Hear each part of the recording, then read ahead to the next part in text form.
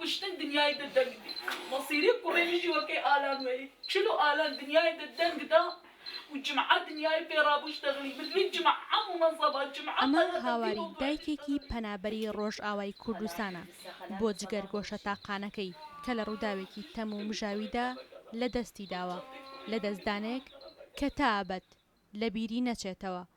ئەو منداڵە کە ناوی مەسعود جیهادە تەمەنی 7 ساڵ بوو شەوی 2 4 لە ناو کەمپی دارەشەکرانی سەر بە پارێزگای هەولێر بە خنکاوی دۆزرایەوە. دایکی دەڵێت خنکێنراوە ئەوەی ئێستا ماوەتەوە بۆ دایکی مەسعود تەنیا جانتای قوتابخانەکەی و کەلوپەلەکانیەتی کە تند تند لە ئامێزی گرتوون.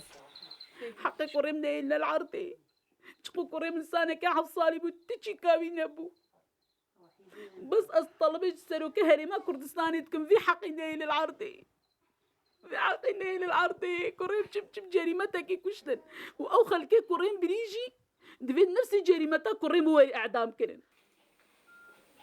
باوکی مەسعود کە ماوەی 3 ساڵە بۆ پاراستنی گیانی ماڵ و منداڵەکانی پەنابەری باشووری کوردستان بووە قەت بیری لەوە نەکردوتەوە لە کەمپێک کە پەنایی بۆ هێناوە جگەرگۆشەکەی لێ بسەندرێت و ئەو ڕووداوە بە تەواوەتی تا ساندوویەتی.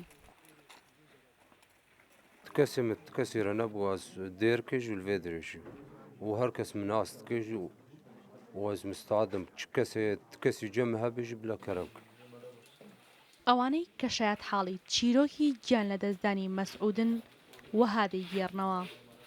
ساعت بوو ساعت 8 عالم دانەوە تەلیفۆن هات گۆڤە جەنازی ویل چۆلێ دیتنە ئانینە مستەوسفا قامپێ تو پشتی مستەوسفا قامپێ قەدەرێکیمان تختۆر دەرکەت تختۆری قامپەی مستەوسفی دەرکەت مژێ پرس کرد مگۆ وەضعی چاوێت ئەو حالە چاوە ڕوودایە ژمرە گۆ لێدانە ئەف تەنشتاوی دەربە خواریە وەگیتر لاشی تەفدا جهێ لێدانێ ئەوەی تنەیە تەنێ قەیتانە پێلاوەی دەرخستنە پێ خەنقاندنە.